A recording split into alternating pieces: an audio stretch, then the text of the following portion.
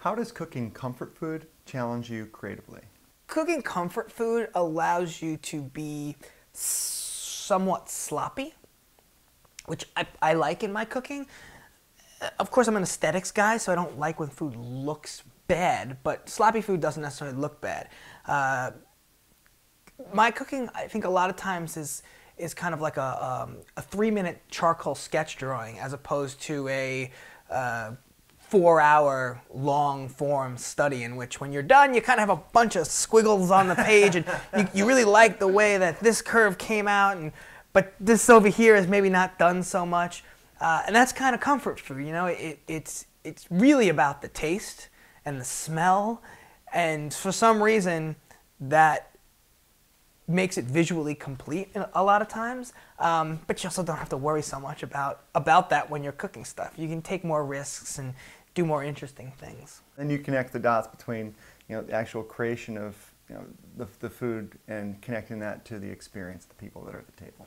Yes, for sure. When you're cooking something that is maybe messier or you used to use your hands for, which comfort food a lot of times has, I think you're really getting to the root of who people are, and if they'll pick that rib up, or they'll have sauce on the back of their hand, and they're okay with that, you're actually making them more comfortable in a lot of ways and a lot of times when we do our dinners than they would be if they have to use the smaller fork and then the knife over here and make sure that they're doing that right. You don't have to, when you're eating comfort food, you don't have to think about that stuff. I always love to go on the first date somewhere dirty, somewhere comfortable.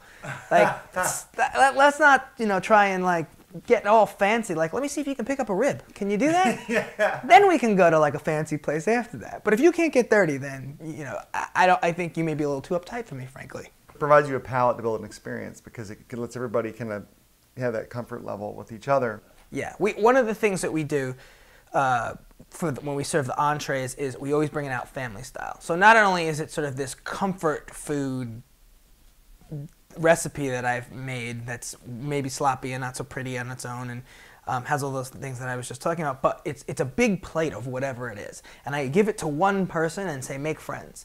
And so the combination of what the food is, along with the fact that you may have to hold a big plate and have a stranger give you some on your plate, and then you eat it, I think all of that is fuel to what I like to see happen at my table, which is everybody's kind of guard comes down, and they all start mingling and talking fairly frankly. A lot of things have happened around the table where people have connected that I never would have thought would have even happened. People have gotten jobs, people have started dating, all sorts of things happen like that at the table. And I guess I don't vocalize it as much, but it has a lot to do with the kind of food and the way we serve our food.